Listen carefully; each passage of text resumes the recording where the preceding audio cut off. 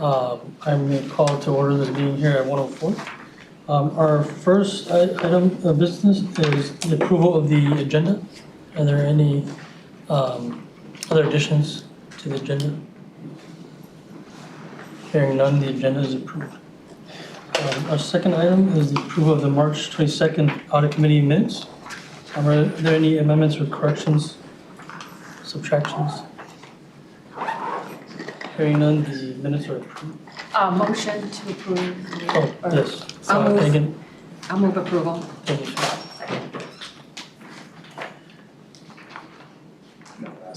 And then, so now we do vote. Yep. Yeah. Voice. All those in favor? All those in favor say aye. Aye. All opposed? All right, then motion carries. Carries.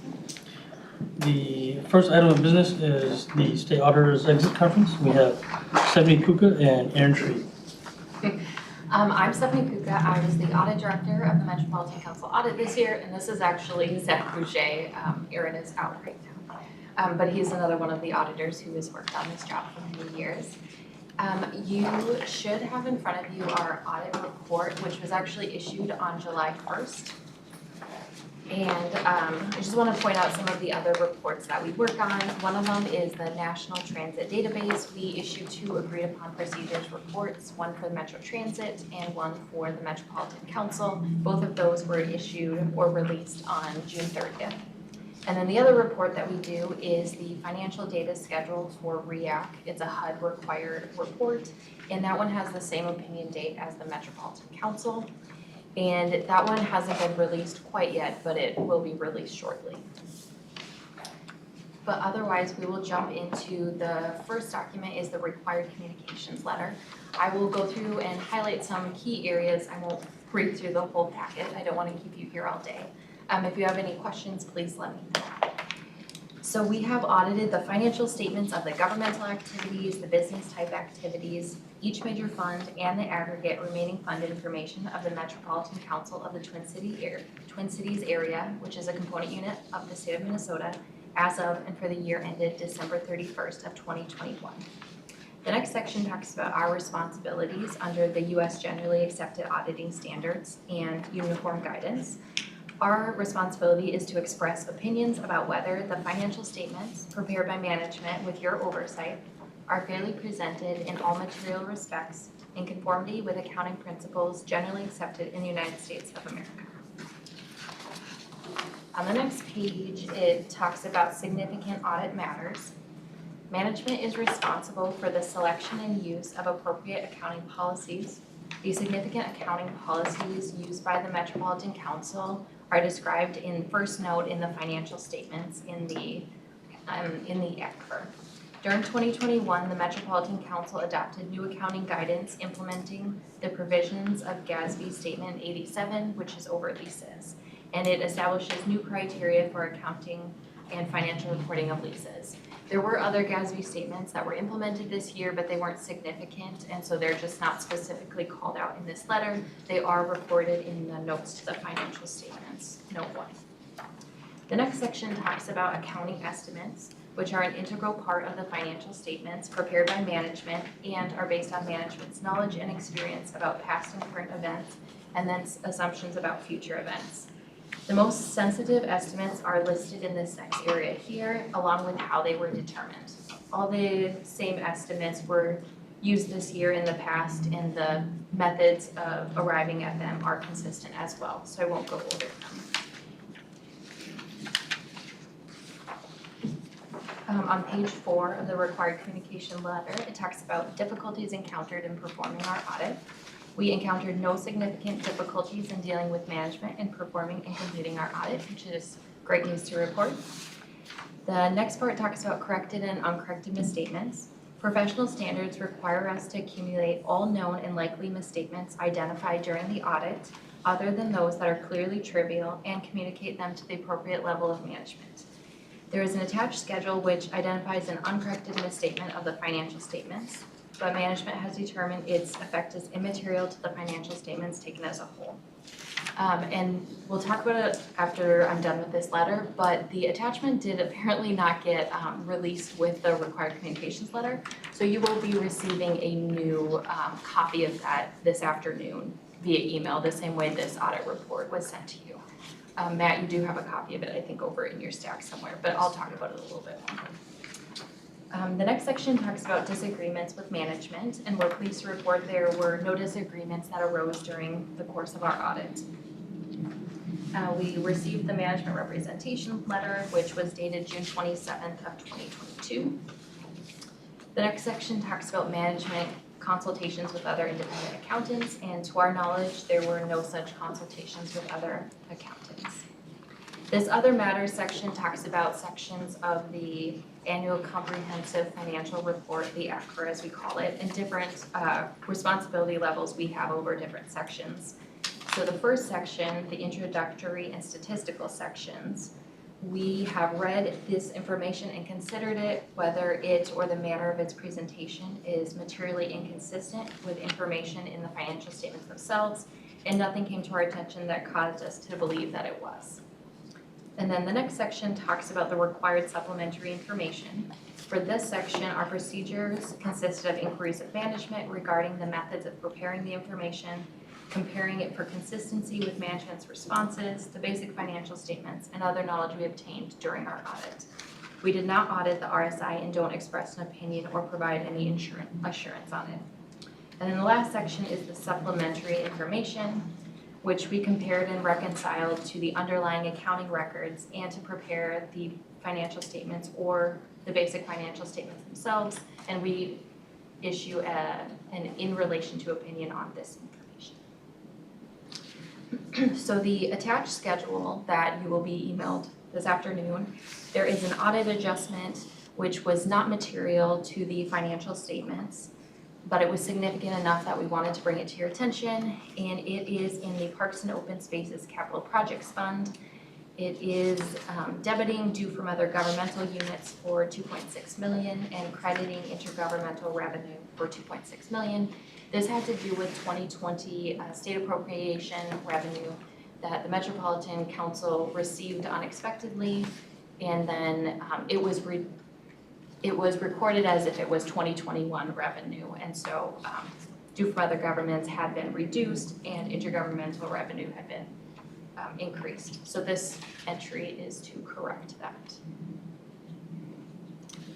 And you'll receive a copy of it again this afternoon so you can look at it more closely.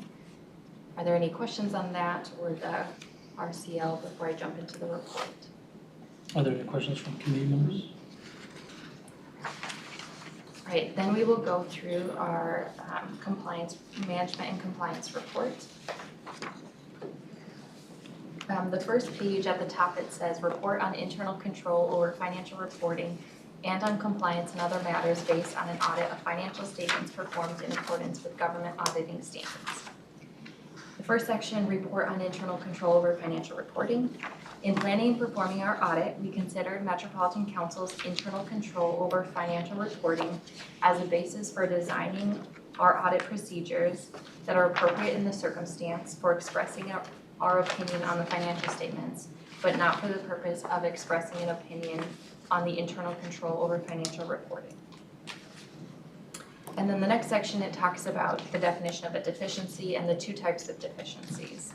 A deficiency in internal control exists when the design or operation of a control doesn't allow management or employees in the normal course of performing their assigned functions to prevent or detect and correct misstatements on a timely basis. Material weakness is the more significant type of deficiency, which is a deficiency or combination of deficiencies in internal control such that there is a reasonable possibility that a material misstatement of the financial statements will not be prevented or detected and corrected on a timely basis. A significant deficiency is a deficiency or combination of deficiencies that's less severe than a material weakness, but it's important enough to merit attention by those charged with governance. And I'm happy to report there were neither one identified this year in the audit. The next section talks about compliance and other matters. The results of our test disclose no instances of non-compliance or other matters that are required to be reported under government auditing standards. We also do some testing for Minnesota legal compliance. Nothing came to our attention that caused us to believe that the Metropolitan Council failed to comply with the provisions of contracting, bid laws, depositories of public funds and public investments, conflicts of interest, claims and disbursements, miscellaneous provisions, issuance of public debt, provisions of the Minnesota Legal Compliance Audit Guide. All right, then the next report is on compliance for each major federal program, report on internal control over compliance, and report on the schedule of expenditures of federal awards required by the uniform guidance. Our opinion on the major federal program, we've audited the Metropolitan Council's compliance with the types of compliance requirements identified as subject to audit in the U.S. Office of Management and Budget Compliance Supplement, which could have a direct and material effect on the Metropolitan Council's major federal program for the year ended December 31st of 2021. And an unmodified opinion was issued on the program. Then on the following page, page 4, there's a section that talks about the auditor's responsibilities of the audit of compliance. This does look a little bit different than in prior years. We didn't perform additional audit procedures. We are just including more detail about the procedures and the responsibilities that we have. So down in the bullet points at the bottom of the page, in performing our audit in accordance with auditing standards generally accepted in the United States of America, government auditing standards, and uniform guidance, we exercise professional judgment and maintain professional skepticism. We identify and assess risks of material noncompliance. We obtain an understanding of the Metropolitan Council's internal control over compliance. The next section talks about our report on internal control over compliance, and it goes through the definitions of deficiencies again. And they're the same definitions as for internal control over the financial statements, so I will not go over them again. And there were no deficiencies noted this year. The last section is on the report on the schedule of expenditures of federal awards, or the CFA, as it's sometimes called. And on the very last page, the last sentence is, in our opinion, the CFA is fairly stated in all material respects in relation to the financial statements taken as a whole. The next page is our schedule of findings and question costs. This is kind of just a summary of our audit, both financial statements and federal awards. The first section is over the financial statements. Like I previously mentioned, an unmodified opinion was issued, which is the most desirable type of opinion to receive. And there were no material weaknesses or significant deficiencies noted over internal control. And there were no non-compliance matters that were related to the financial statements. Under the federal award section, there were no material weaknesses or significant deficiencies identified. And the type of auditor's report issued was again an unmodified report, which is the best possible. And there were also no audit findings disclosed that are required to be reported in accordance with 2 CFR.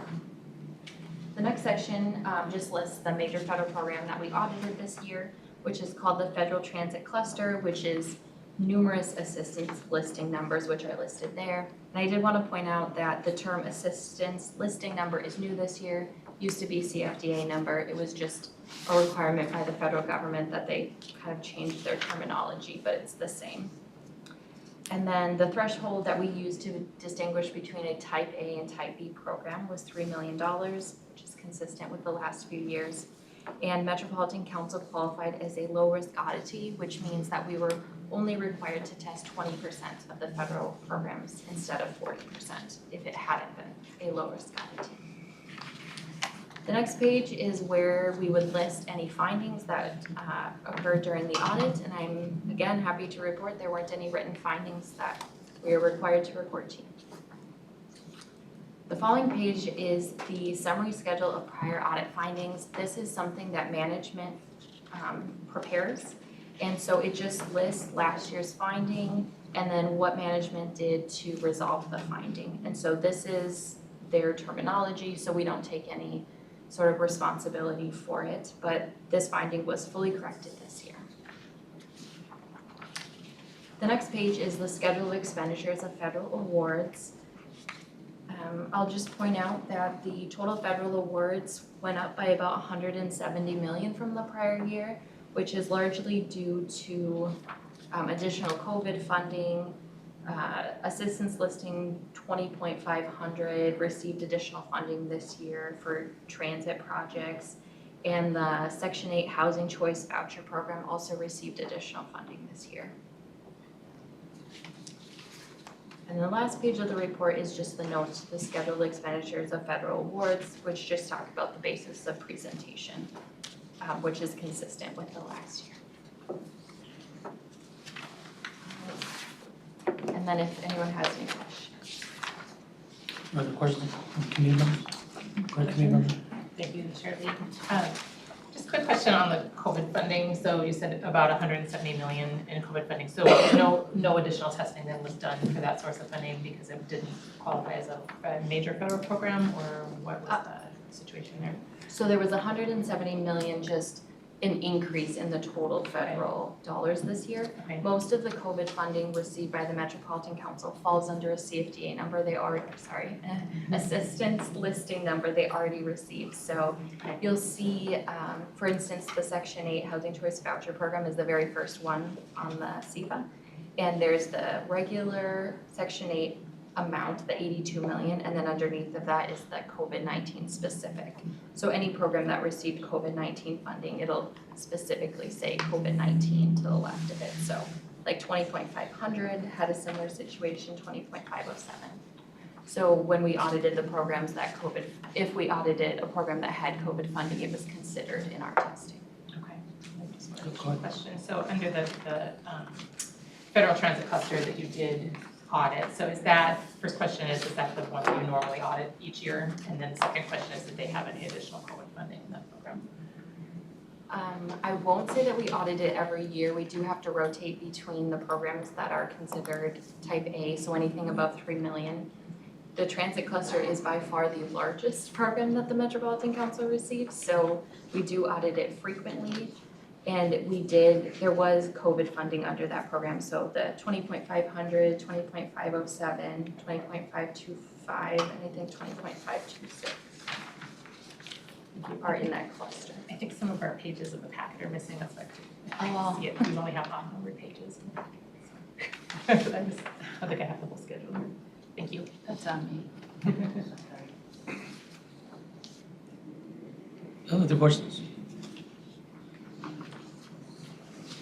Hearing none, Amy, do you have any other follow-up? Okay.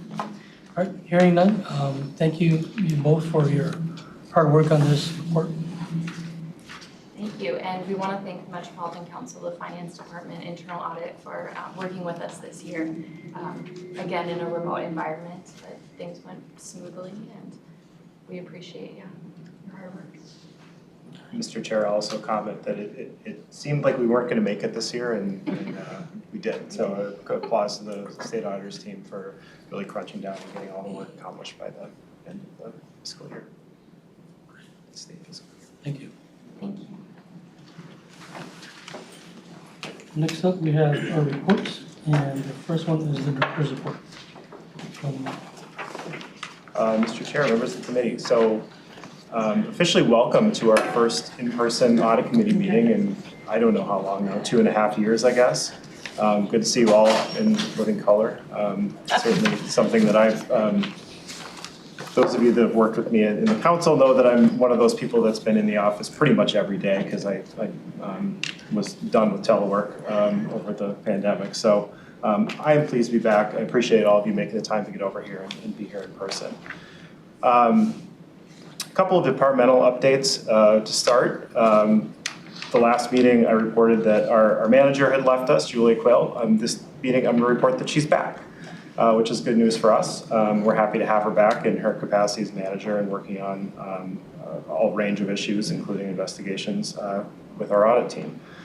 We still will have one open vacancy for a manager position we plan to fill over the summer, so looking forward to that. We also recently hired Brynna Bargfield to an Auditor 1 position. She'd been with us as an intern for almost 2 years, and we're very happy to have her on board. And you'll see her in action in a few minutes when we talk about Audit Follow Up. She's been instrumental in bringing us some data analysis with our own team and also participating in a wide range of audit work as well. And then in May, we welcomed 3 interns to our annual internship program. Amy Gillespie, Sydney Kloster, and Anna Greenstein. They're sitting over here, and we're very happy to have them as well. They've been coming in, and you know, our internship program has always been one that we really treat our interns as team members. They don't do minimal work for us. They come in and we ask them to really participate as auditors right away. So it's a steep learning curve for them, but as we've shown through a number of people sitting in our audience that are the former interns, they really learn quickly and participate in full in our audit team. And we're very lucky to have them all with us this summer and through the school year. We also have, just one last note, we have approval for initial EIC position for 2023 budget. So we're growing a little bit and certainly have a lot of work to do and accomplish. We'll talk more about that as we begin our annual risk assessment process and develop our audit plan for next year. A very happy COVID-19 update. I've also reported this committee that I've been was actively serving as planning chief for 390 Robert Street throughout the pandemic, and happy to say that we've wound down the incident command, and for the most part, not that we're not paying attention to new variants and monitoring the situation as we need to, but for the most part, that work has wound down and we're back to quote-unquote normal operations, as normal as they can be. So I'm no longer acting as that position. Just important to note, because that was a significant burden on time and a lot of work. So happy to be done with that responsibility. Our staff are working hybrid schedules. Everybody, I think almost everybody's here today. Everybody on our staff is working at least one day a week in person, but still working remotely quite a bit. And trying to make a priority for when we work with other members of the council, doing interviews, we try to do that in person, although there's a lot we can do remotely, as we proved over the last couple of years. So trying to maximize the best of both worlds. Quick update on some projects we'll continue to work on. We have a lot of work on MnDOT funding agreements, some work on the job classification process in HR, continue to work with Southwest Light Rail, working on user administration, which relates a little bit to the last year's audit finding on terminating users from the state auditor, vendor file audit, and change management. So a lot of work that we're actively working on, actually nearing completion on quite a bit. So I anticipate the next meeting talking a lot about some of the work we're doing now. Other activities, we continue to work on fraud and ethics investigations. This is really in addition to investigative work that we've been doing the past couple weeks and months. We're working on the whole process, thinking about, we implemented our ethics point solution, which is a council-wide system where employees can file complaints and they get directed to the right teams to deal with them. We're working right now on some reporting out of that system to help tell the story of what we're doing to respond to those complaints, to make a better workplace for our employees. Again, I think that we should be able, within the next few months, to report to this committee and other venues some of the results of those efforts. Also looking at updating some policies and procedures, including our fraud procedure, which I expect to be done in the next few months. Last year you approved our strategic plan. Julia, one of Julia's tasks in the next 6 months to a year will be to implement that strategic plan. So we have a number of different projects, one of which is related to the data we're going to walk through in a little bit on follow-up. But there's a number of ways we're going to try to tell our story within audit of how we're adding value to the organization. It's all part of the strategic planning process. So more to come on that. And last week, we emailed out a link to a SharePoint site. This is really intended for the committee to have access to resources. It's things like the charters that you've approved and past audit work. It's a new thing that I thought would be helpful. I know that there are questions come up from time to time. It'll also be a place where sometimes we finish work between meetings and we can put it out there so committee members have more time to read reports than just a few days. So open to feedback on the content there, or questions, or if there's any access issues, just let me know. But I think it'll be a good resource for this committee. So I'm not going to talk about follow-up. Brynna, do you want to come up and we'll I'm gonna have Brynna kind of walk through and just to set the stage here. When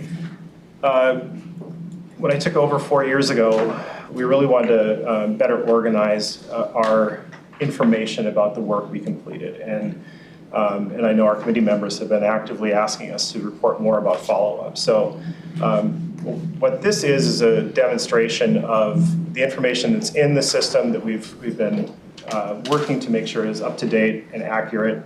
And this is a Power BI tool that we're using to draw data out and analyze that information. I expect and hope that the follow-up portion of these meetings will become almost as important, if not more important, than the actual presentation reports. I think that's actually in some ways really where the rubber hits the road. So Brynna, I'm gonna let you kind of start talking through the information and then turn back over when you're done. All right. Thank you, Matt. Members of the committee. As referenced, this presentation here is just a static version. Internally, we do have a live version that is much more interactive. This static one is for demonstration purposes, but if there's questions about the data or additional views you'd be interested in, I can certainly work to provide those. Here we have an overview of the recommendations that we issued in Audit Committee years 2020 to present. I have a couple different views available here. If there's additional ways you would like to see our data presented, I can certainly work on incorporating those in. We're also looking at continuing to work on the information stored within the database so we can provide additional analysis. Up in the upper left, that decomposition tree, so it's called, outlines the status of the recommendations first by open or closed status. And then in this view, the open is also broken down to see the status of those. So more than half of them are not due, about 20 of them are not implemented. Following over to the upper right, recommendation status by division is one way to see which divisions have open or closed recommendations. Down in the bottom left, we see that recommendation closure is tracking pretty well with the due date for those recommendations. And then recommendations by year is an overview of how many we've been issuing and their status. In this visual, I do have it set up to be able to view by year. So here's an example, 2020, looking at the oldest recommendations that we've issued. Of those, 41 of the 49 are closed, 8 are open, not implemented. And part of that may mean that we just need to do more detailed follow-up on those items. This is a way for us to help identify which items we need to look further at. Moving over here, you can also view by implementation status or open closed status. So this is showing just those that are open, not implemented. So for example, 8 of those we see were issued at an audit committee in 2020, 12 of them 2021. So far none from earlier this year. Those are still open, not due. And then there is an ability to look at more detailed descriptions of the findings described here as issues, recommendations associated with them, their status as well. And this also can be filtered. So I'll just note if you saw the last couple slides, like we're coming up on 2 years since we released our fair evasion report. And this is one where, the pandemic has certainly had a lot of impact in terms of like how those, we'll have to take kind of a fresh look at where that report landed and where we sit going forward, I think in the next few months. But it's an idea of at the 18-month mark, that's when we start to think about, well, where are we going to be at 2 years with these recommendations? And then what happens? Is there risk we need to accept from management? Is there additional work we might want to do, additional testing we might want to do to validate any potential changes that were made?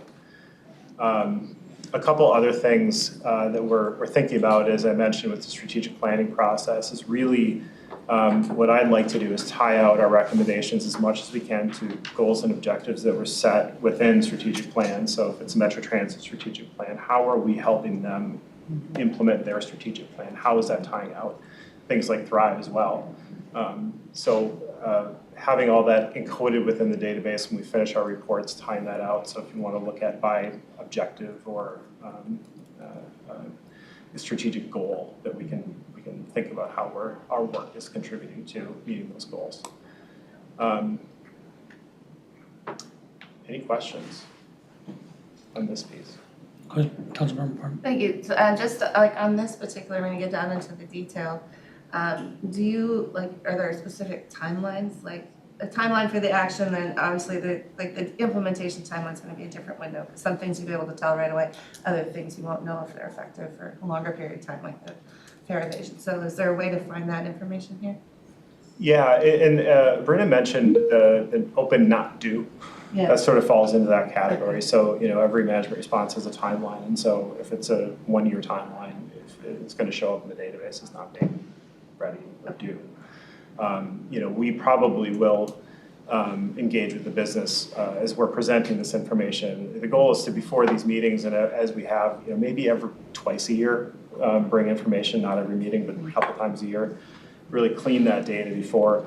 And if there needs to be an extension on a due date, that's fine, we can do that. I think it's just about setting the right expectations and ensuring that we're continuing to follow up on the risks. Yeah, adding extensions sometimes makes a lot of perfect sense, but I think of questions we get sometimes, and we could easily go find, well, we're working on it, this is what we're doing, kind of. Yeah. And we can also, I think, committee members or even other staff that use our Power BI tool, because it's really cool when you can't see it in the slides, but if you click on a graph, it'll just pop open, these are the ones that are closed, or these are the ones that are still open, and you can get to these lists by pressing on the graph. So it's really powerful. I find it useful even just from a data integrity standpoint, because you find, okay, so this isn't closed, or with the Apex point data, what's unknown. Okay, let's work on filling in that information so we have more complete data. So it's good for a couple of reasons.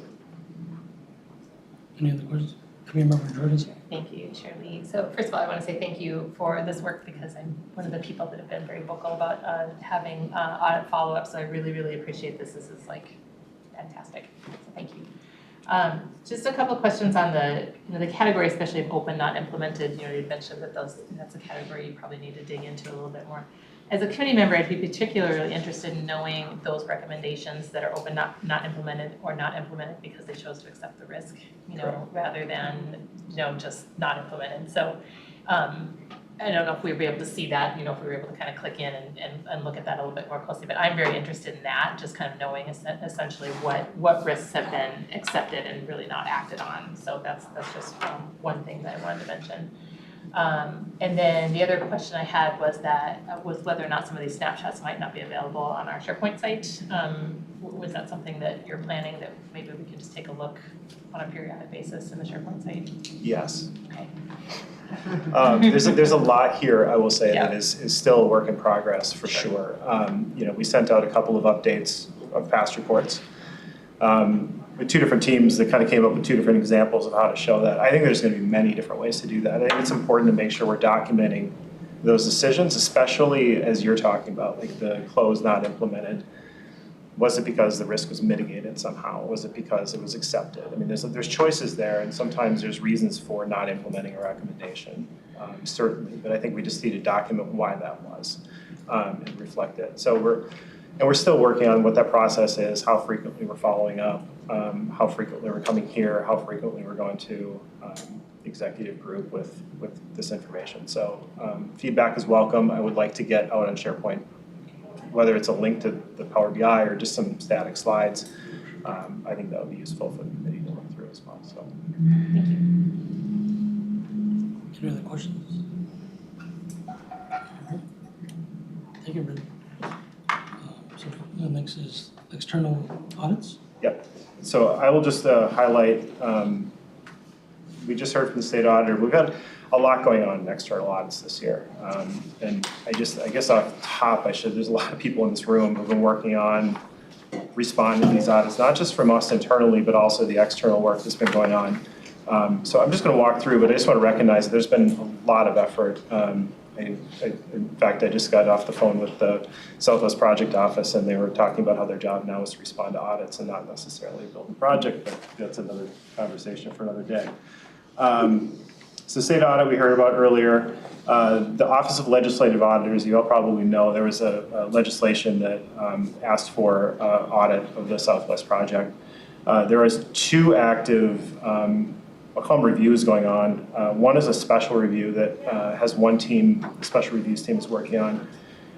They've really been working, even since before the legislation passed, on a review that is intended to identify more factual information about what led to project changes, scope changes, cost increases. So it's going to be more factual.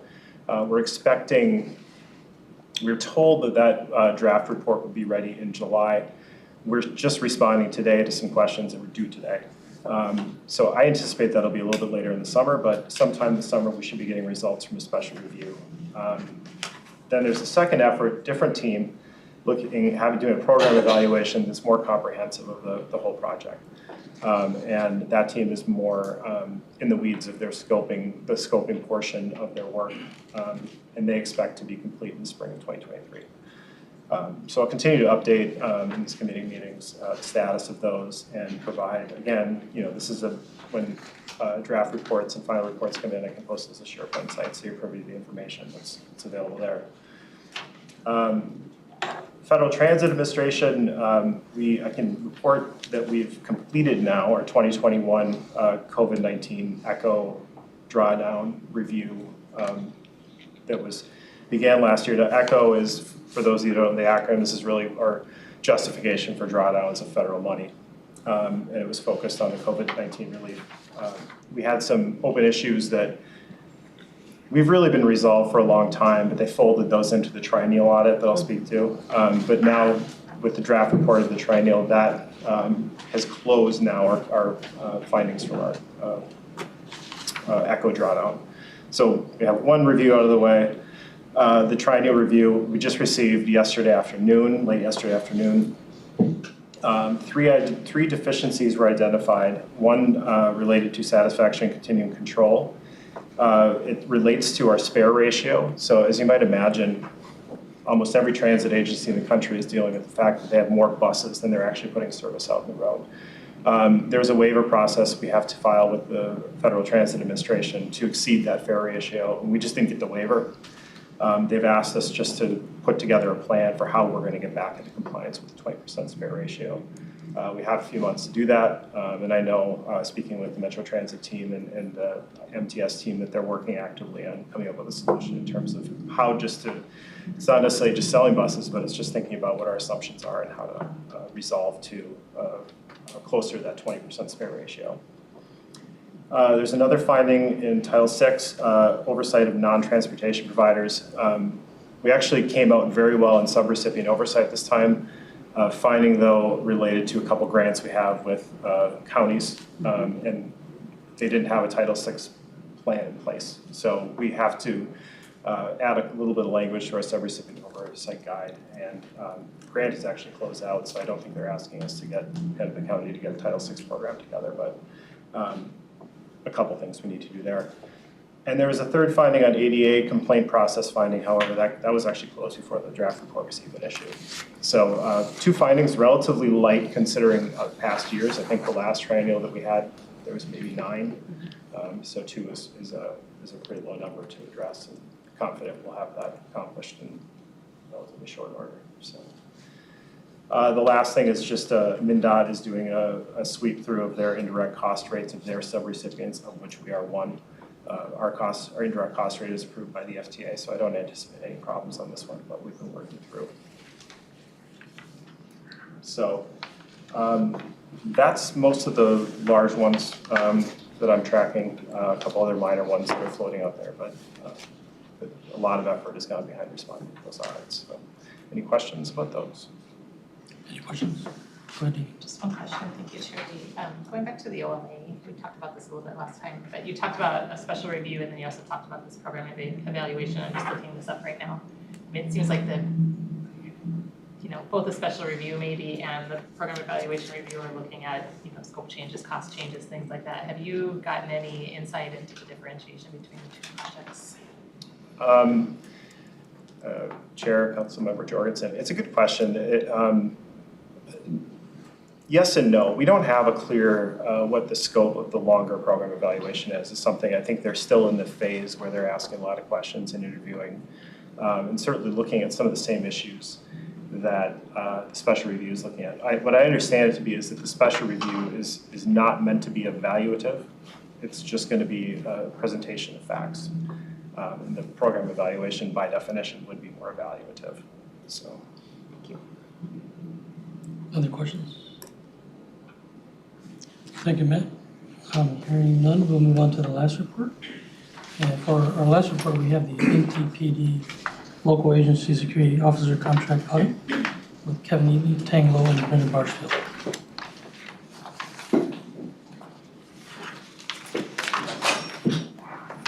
Thank you, Chair Lee, members of the committee. I'm Kevin Ely. I was a lead auditor on this audit, and I also have Brynna here with me. She was a auditor on the audit as well. So again, this is the Mtpd Local Agency Security Officer Audit. Start out with a little bit of background. A local agency security officer, or LASO, is a requirement for the Mtpd to access FBI data.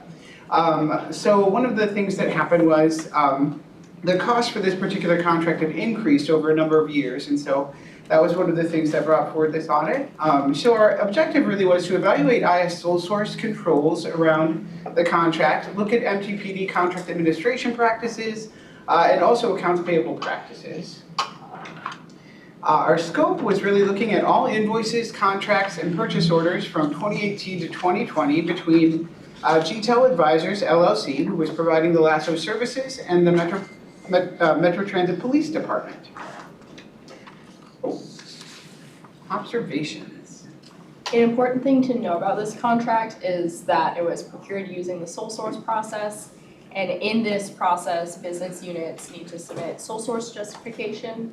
We found that in this case, that justification included text from a vendor proposal, and this text described the vendor as having unique credentials that, when compared with the requirements in the CJIS security policy, which outlines requirements, qualifications, and duties of a LASO, were not in alignment the way they seem to be.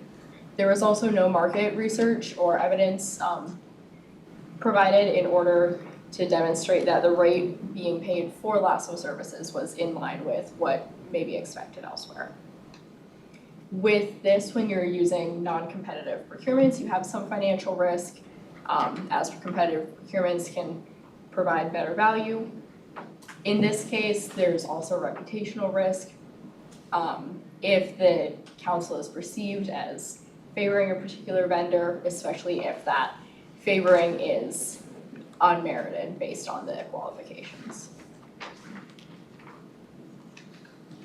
All right, contract administration. So we did have a look at contract administration practices and found that practices didn't really structure the services within the contract by contract milestones or schedule of deliverables, which is the best practice generally. And at times, expenses were incurred without an active contract being in place. So contracts that were signed in 2018 and 2020 didn't specify a firm fixed price contract. So we didn't really see pricing based on specific tasks or scheduled deliverables. From January to March of 2019 and January to March of 2020, costs were incurred without an active contract. There were no schedule of deliverables attached to any of the contracts that we reviewed. Generally, we'd like to see that schedule of deliverable with a set of tasks or sets of work or milestones that sort of bound expected work. And then we also did not see any detail. In one of the contracts, there was a $5,000 base monthly rate that was to be paid to the vendor, but we didn't see detail on what that base rate covered in terms of services or expected tasks. So here there was some financial risk. Of course, that contract administrators may fail to use cost-effective practices. Of course, projects and deliverables can grow beyond their anticipated budget. And of course, with insufficient documentation, record keeping, or with the tracking of invoices that isn't based on deliverables, we can limit our ability to provide oversight in contract administration. In terms of strategic and operational risk, projects, of course, can exceed expected timelines. And contractual relationships can require more time and resources to manage. So for budget management, I did look at budget analysis processes. Budget analysis processes didn't document how the use of reporting tools and trend analysis supported contract origination when we might need a new contract, or general contract administration practices.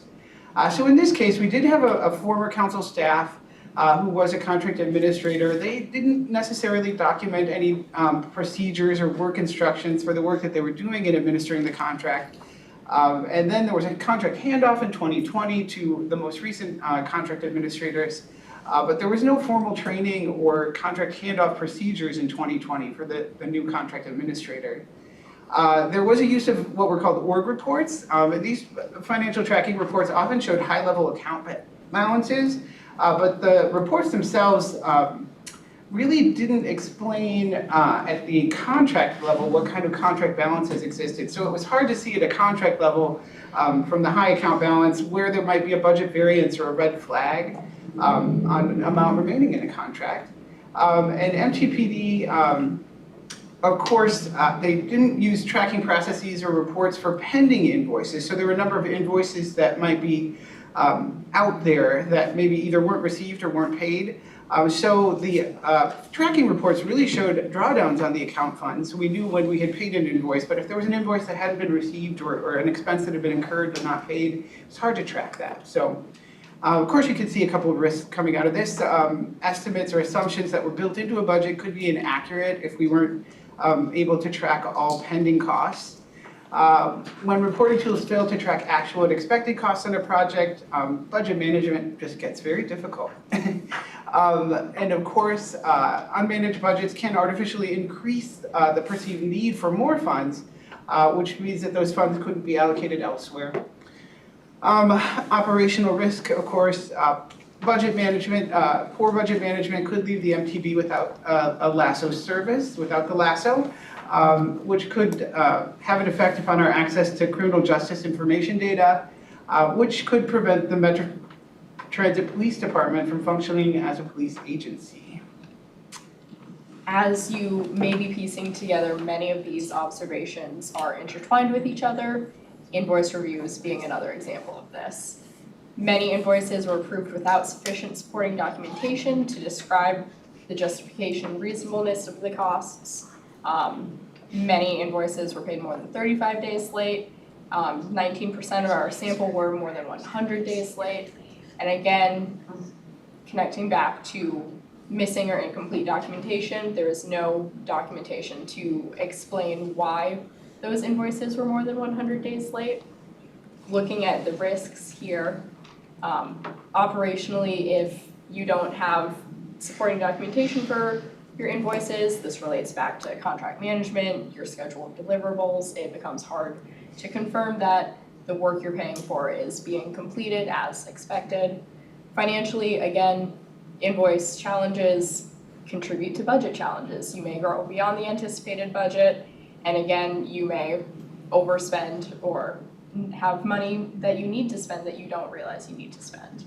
And reputationally, when you have large unsupported payments, particularly as a public organization, that can undermine public confidence in the council and specifically Mtpd's ability to be a good steward of taxpayer dollars. And again, as Kevin mentioned, this may be used to justify unnecessary budget increases.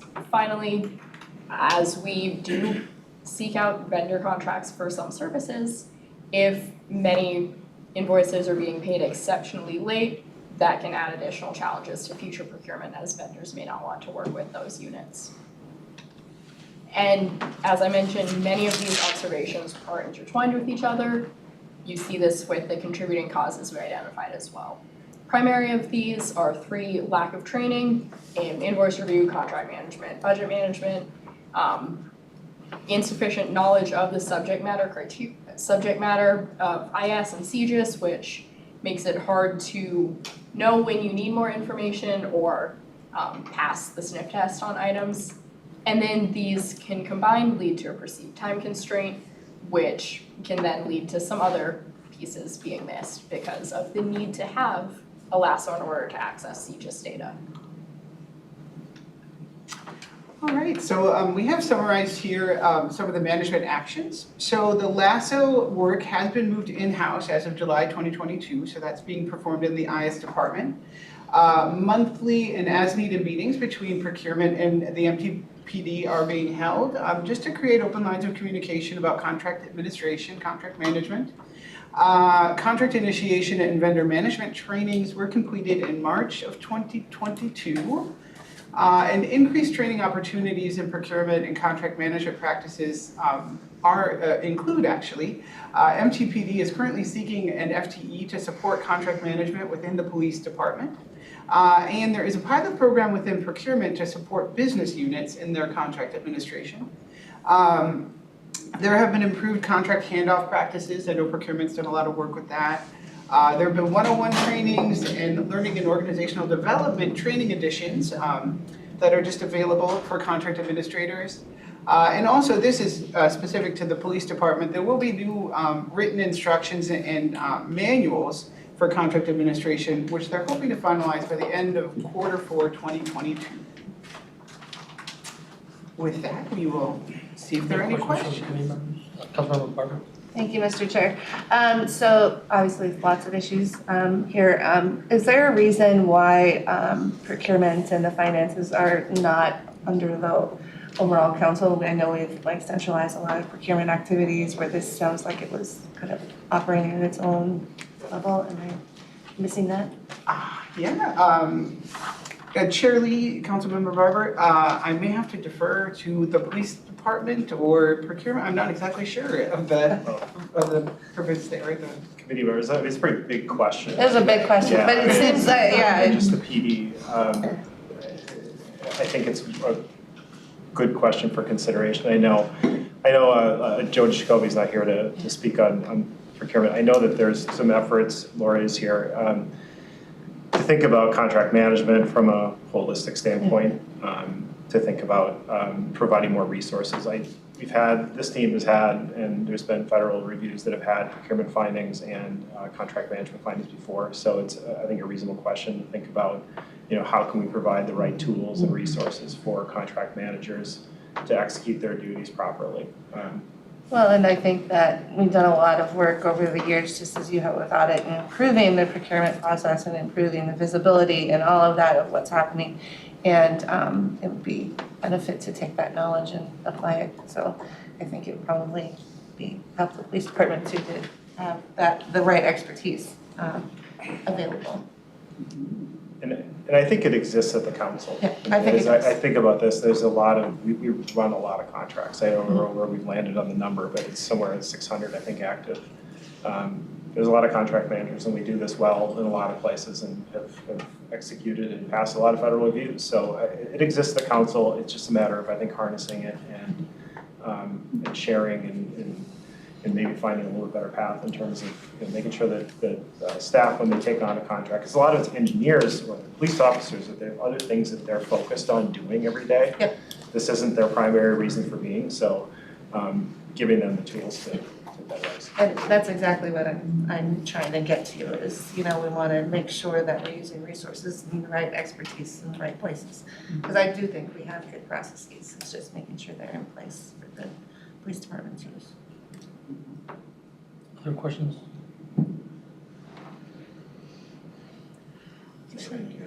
I have one more question. Okay, Councilmember So, Barber. similar question, but with finance. So does this roll under Metro Transit Finance for the bill pay processes, or does it go under council? Metro Transit. Okay. Madam Chair, I wanted to respond to the initial question about how this fits within the relationship with centralized services. And I'll try not to confuse it, but I'll try to give it clarity. But if I go the other direction, I apologize in advance.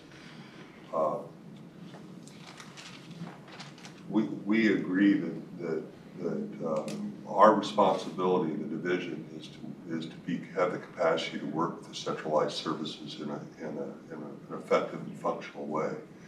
Centralized services has oversight capacity. They have other capacity, and frankly, we've been talking about how they need more capacity in contracting procurements to do the work that they've been asked to do. But the FTE in this response was intended to put us in a position where we're managing the day-to-day in accordance with, in concert with how the centralized services work with us. They can't do everything. We have to be able to manage these contracts on a day-to-day basis. We have to be able to manage finances on a day-to-day basis. And so it's really that relationship that is drawn out in a service level agreement, and we're going to be relooking at the service level agreements as well, that really says this is what we do, this is what you do, because both have to do what they're supposed to be doing to make this work. And we're trying to get the capacity with the FTE to make that work, and we're focusing on capacity from a civilian hire rather than asking police to do work that's not really traditional police work. Thank you. My question is, if we felt like some of the charges were exorbitant, was there a recourse for us to claw back money in any way? Chair Lee, we do have a recommendation with respect to that. I think there's Metro Transit has responded that the police department is going to work on reviewing charges. I might have to defer to them for no specifics on that, but yeah, there was a bit of work on that account. Hi, good afternoon, everyone. My name is Rick Grates. I'm the interim chief at Metro Transit Police. Started in May, so I've been absorbing all of this information that's come out in the audit. But yes, that is one of the items in there. Council member is trying to identify if there is recoverable funds that weren't essentially part of the initial contracts, and we are going to look into that. Oh, thank you. Any other questions from committee members? All right. With no other questions or comments, we will move on to. Wait, wait for a motion. Someone has a motion from me? Information. Oh, we're going to We don't need a information. motion for Okay. this. Yeah. We're going to information items. Yeah, the first is just we always have a item for the next scheduled audit committee meeting. We haven't scheduled it yet. I anticipate it'll be in sometime towards the end of Q3.